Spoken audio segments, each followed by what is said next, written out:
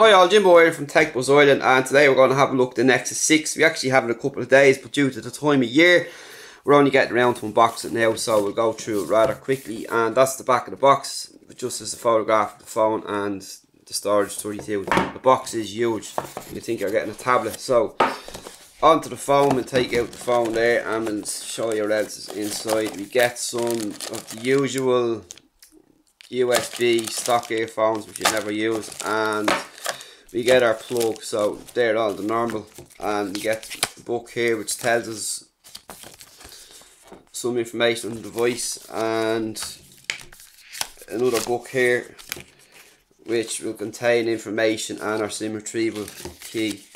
So all the boring out of the way and onto the phone. So here we have it here. It's quite a big phone. You know, first thing on the back you're going to notice is it's a fingerprint magnet.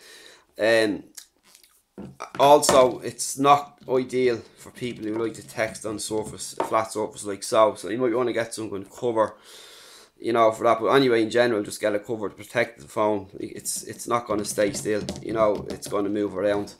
So we have the Motorola logo here on the back in a dimple shape, and we have the Nexus logo here.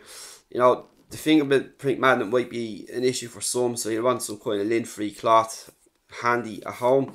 On the back we have a 13 megapixel camera. Down the bottom we have a mic here.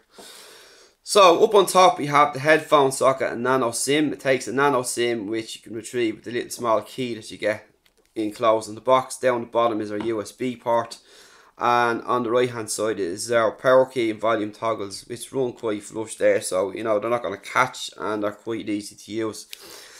So on board we have 32 gigabytes of memory with 3 gigabytes of RAM, and of course we're running a Lollipop, and the chipset is a Qualcomm Snapdragon 805 with a CPU quad-core 2.7 gigahertz with Cray 450 and an Adreno 420 GPU.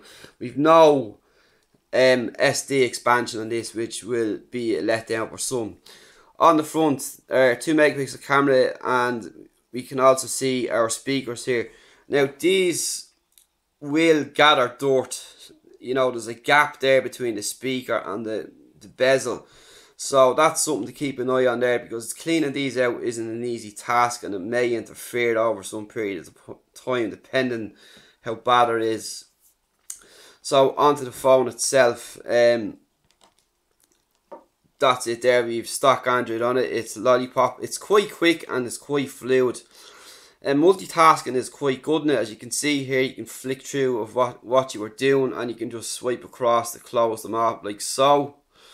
And we have our typical drag down menu here,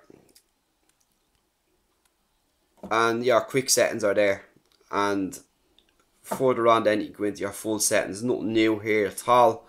There's a couple of little transitions in between some of the new things on the phone. There's nothing majorly new about it. It's just a little bit smoother than previous.